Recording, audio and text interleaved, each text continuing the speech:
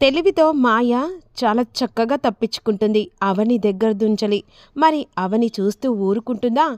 ఎందుకంటే అవని చంపింది సీసీ కెమెరాలో రికార్డ్ అవుతుంది అనుకుంటుంది. కానీ తెలివితోనే ఇక బాగా పక్కా ప్లాన్‌తోని రికార్డ్ కాకుండా బ్లేమ్ చేస్తుంది. అవని ఎలాగైనా అసలు బాంబ్ పెట్టింది ఎవరో తెలుసుకోవాలని చెప్పేసి ఇదంతా చేస్తుందని చెప్పేసి మాయ ముందే పసిగడుతుంది. ఈలోపు సీసీ కెమెరాలో కనిపించదు కదా. ఏంటి శ్రీకర్, ఇందాక అవని చెప్పింది కదా, మరి సీసీ కెమెరాలో కనిపించాలి కదా. 10 మినిట్స్ దాకా కావాలని చెప్పేసి ఎందుకు రికార్డు కావదు? అంతా ఇది ట్రాష్ తప్ప ఏం లేదు. అయినా "హుం, తన తలరాత మీద చావు ఉంటే ఎవరు తప్పించగలరు" అని ఈ విధంగా అంటుండగా, ఇంకొకసారి అవని గురించి అలా మాట్లాడితే ఇక మర్యాదగా ఉండదు మాయా, హోల్ టంగ్ అని చెప్పేసి ఈ విధంగా అంటుండగా, కానీ అవని మాత్రం ఎలాగైనా నన్ను చంపిన హంతకుణ్ణి పట్టుకోవాలి, ఇక స్పాట్ దగ్గరికి వెళ్తేనే నిజం బయటపడుతుంది అని వెంటనే ఆఫీస్ నుంచి ఇంటికి బయలుదేరుతున్న సమయంలో తిరిగి మళ్ళీ అవని అడవుల దగ్గరికి వెళ్తుంది. అక్కడ ఎలాగైనా ఏదో ఒక ఆధారం ఆ రౌడీ పడేసుకొని వెళ్తూ ఉంటాడు. ఖచ్చితంగా ఏదో రూపంలో ఆ అమ్మవారు నాకు సహాయం చేస్తుందని అమ్మవారి మీద ఇక భారం వేసి ఆ అడవుల్లోకి వెళ్తుంది.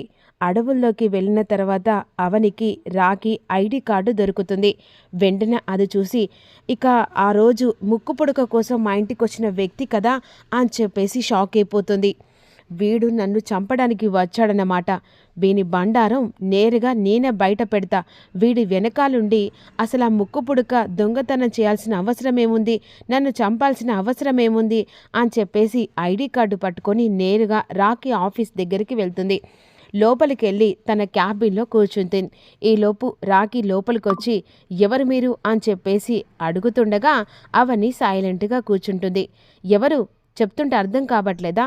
ఒకవేళ నేను ఇటు తిరిగితే నీ గుండె ఆగిపోతుంది, చాలా జాగ్రత్తగా వెంటనే అవని అలా తన ఫేస్ను చూపించేసరికి రాకీ షాక్ అయిపోతాడు. ఏంటి, చనిపోయిన అవని ఎలా బ్రతికొచ్చిందని చెప్పేసి చూస్తున్నావా? నువ్వు ఆల్రెడీ మా ఇంటికి వచ్చింది ఇక ముక్కు పుడక కోసమని. ఆ ముక్కు పుడక నీకు అంత అసాధ్యంగా దొరకదు. అవనిని చంపేస్తే ఆ ముక్కు పుడక వస్తుందని చెప్పేసి నువ్వు పక్కగా ప్లాన్ చేశావు. అది నాకు బాగా తెలిసినసరికి ఏం మాట్లాడుతున్నావు? నేను ముక్కు పుడక కోసం మీ ఇంటికి వచ్చింది తరతరాల ఇక వెనకాల ఉన్న దాని గురించి తెలుసుకునడానికి వచ్చాను. అలాని నేను మీ ముక్కు పుడక కోసం నిన్ను చంపితే నాకేమొస్తుంది?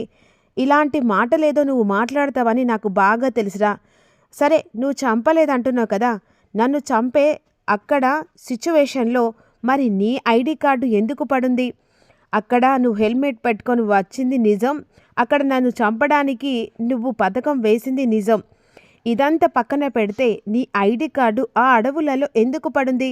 అంటే కావాలని నువ్వు నన్ను చంపడానికి, ముక్కు పుడక దొంగలించడానికే నా ఇంటికి మారు వేషంలో పోలీస్ లాగా వచ్చింది, ఇది నిజం అని విధంగా అవని రాకీ కాలర్ పట్టుకొని నిలదీస్తూ ఉంటుంది. ఏంటి మేడం, ఐడి కార్డు నాదే అయితే నిన్ను చంపానని చెప్పేసి నీ దగ్గర సాక్ష్యం ఉందా అని ఈ విధంగా అంటుండగా, నాకు తెలుసురా, నువ్వు ఇలాంటి వేషాలు ఏదో వేస్తావని నాకు తెలుసు. నీతో నిజం ఎలా చెంపించానో నాకు బాగా తెలుసు అని చెప్పేసి వెంటనే రాకి చెంపలు వాయిస్తూ ఉంటుంది. నిజం చెప్తావా లేదా, నిజం చెప్తావా లేదా అని చెప్పేసి 2 చెంపలు వాయిస్తూ ఉంటుంది. వదులు వదులు మేడం అని చెప్పేసి వెంటనే తన చేతి కాలులు పట్టుకుని లాగేస్తాడు. నిజం చెప్తావా లేకపోతే ఈ ఐడి కార్డు పోలీసులకు ఇచ్చి నిన్ను కటకటాల వెనకాల పంపించాలా? అసలు నీ వెనకాల ఎవరున్నారు? ఎవరు నన్ను చంపాలని చెప్పేసి నీకు డబ్బులు ఇచ్చారు? నిజం చెప్తావా లేకపోతే నీ ఐడి కార్డు, నీ బండారం మొత్తం నేను మీడియా ముంగట బయట పెట్టాలా అని విధంగా అవని రాకిని బెదిరిస్తూ ఉంటుంది. చెప్పేది వినండి మేడం, నేను డబ్బుకు ఆశపడ్డం నిజమే, కాకపోతే వేరే వాళ్ళు నాతో ఈ పని చేయిస్తే చేయించాను అని అంటుండగా, ఎవరు ఎవరు నీతో ఈ పని చేయించింది అంటే, మేడం చెప్పవురా, నువ్వు ఇలా చెప్పవు, అందుకనే వెంటనే నిన్ను కటకటాల వెనుకాల పంపించి ఆ తర్వాత వాళ్ళే నీతో నిజం చెప్పిస్తారు అని విధంగా పోలీసులకు ఫోన్ చేస్తుండగా, అప్పుడు రాకి అవని కాళ్ళు పట్టుకొని, నీకు దండం పెడతాను మేడం, నేను నిజం చెప్తాను, అసలు ఇదంతా చేయించింది ఇక ఎవరో కాదు ఆ మాయా మేడం అనేసరికి అవని షాక్ అయిపోతుంది. ఏం మాట్లాడుతున్నారా? అవును మేడం, ఇదంతా ఇక అవనిని చంపాలే, పక్కగా ప్లాన్ చేసి ముక్కు పుడక కోసమని ఇక ఆ మాయా మేడమే మిమ్మల్ని చంపే ప్రయత్నం నాతో చేయించింది.